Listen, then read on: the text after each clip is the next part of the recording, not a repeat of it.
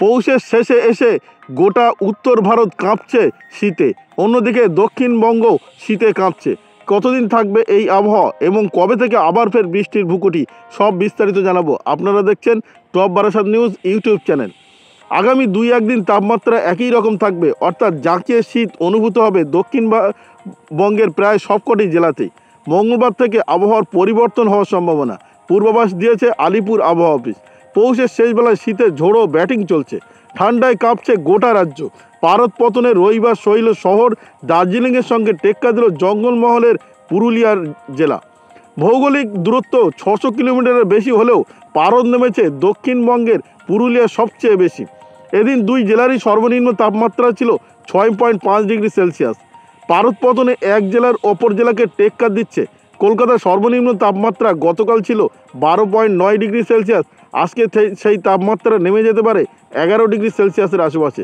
বাঁকুড়ায় তাপমাত্রা নেমেছে 8.9 ডিগ্রি সেলসিয়াস, বহরমপুরে নেমেছে 9.6 ডিগ্রি সেলসিয়াস, পানাগড়ের তাপমাত্রা ছিল 8.1 ডিগ্রি সেলসিয়াস, শান্তিনিকেতন ছিল 7.4 ডিগ্রি সেলসিয়াস।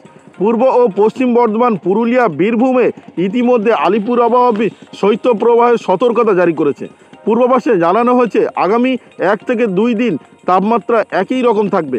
কলকাতায় সর্বনিম্ন তাপমাত্রা 10 ডিগ্রি সেলসিয়াসের ঘরে নেমে যাওয়ার সম্ভাবনা রয়েছে। মঙ্গলবার থেকে আবহাওয়ার বড় পরিবর্তন আসছে। কলকাতা সহ সমগ্র দক্ষিণবঙ্গে বুধবার ও বৃহস্পতিবার বৃষ্টির সম্ভাবনার কথা জানিয়েছে আবহাওয়া দপ্তর। বৃহস্পতিবারের মধ্যে রাতের তাপমাত্রা 2 থেকে 3 ডিগ্রি বেড়ে যাওয়ার সম্ভাবনা রয়েছে।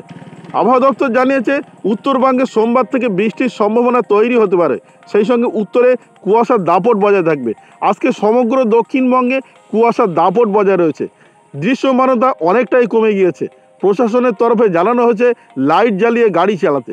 তাপমাত্রা নামছে উত্তরের জেলাগুলিতেও। বাগডোগরায় পারদ নেমেছে 7 ডিগ্রি সেলসিয়াসে, জলপাইগুড়িতে পারদ নেমেছে 9.5 ডিগ্রি সেলসিয়াসে, কালিম্পংয়ে তাপমাত্রা নেমেছে 9.3 ডিগ্রি সেলসিয়াস। ঘন কুয়াশার জেরে দৃশ্যমানতা অনেকটাই কমে গিয়েছে পুরুলিয়ায়।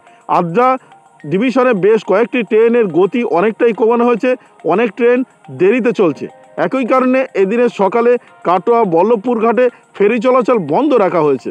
সেই সঙ্গে শীতে কাঁপছে উত্তর ভারতের প্রায় সব রাজ্য। ইতিমধ্যে দিল্লিতে তাপমাত্রা নেমে গিয়েছে 3 ডিগ্রি ঘরে।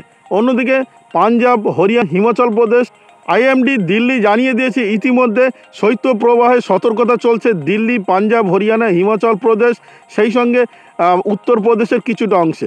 সেই সঙ্গে বিহারেও শৈত্যপ্রবাহের সতর্কতা জারি করেছে। বিহারে তাপমাত্রা নেমেছে 6.3 ডিগ্রি সেলসিয়াস। আবহাওয়া দপ্তর জানিয়েছে রাজস্থান এবং গুজরাটে মৃদু শৈত্যপ্রবাহ চলবে, অর্থাৎ উত্তর ভারতের প্রায় সব রাজ্যেই শৈত্যপ্রবাহের সতর্কতা জারি রয়েছে। অন্যদিকে দক্ষিণ ভারতের বৃষ্টির আবহাওয়া আর নেই বললেই চলে। শুধুমাত্র তামিলনাড়ু, কর্ণাটক, কেরালা, এখানে বর্ষার মরশুম শেষ হয়েছে, সবে শীতের আমেজ শুরু হয়েছে। আবহাওয়া দপ্তর জানিয়েছে এবারে জাঁকিয়ে শীত পড়বে না, তবে মোটামুটি ভালো রকম শীতের আমেজ অনুভূত হবে দক্ষিণ ভারতের রাজ্যগুলিতে।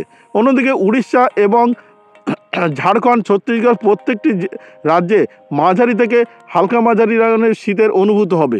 অন্যদিকে ত্রিপুরা এবং মণিপুর, মেঘালয়, এখানে শৈত্যপ্রবাহের সতর্কতা জারি না থাকলেও এখানে 10 ডিগ্রির আশেপাশে তাপমাত্রা নেমে গিয়েছে। আবহাওয়া দপ্তর জানিয়েছে আগামী 2 থেকে 3 দিন এমনটি তাপমাত্রা থাকবে। কলকাতার তাপমাত্রা 2 থেকে 3 ডিগ্রি বেড়ে যাওয়ার সম্ভাবনা রয়েছে। এবার আসি বাংলাদেশের আবহাওয়ার খবরে। বাংলাদেশ আবহাওয়া দপ্তর জানিয়েছে রংপুর, ময়মনসিংহ, সিলেট বিভাগ, রাজশাহী বিভাগ, মাহেরপুর, এখানে সর্বনিম্ন তাপমাত্রা ইতিমধ্যে নেমে গিয়েছে 9 ডিগ্রি সেলসিয়াসের ঘরে।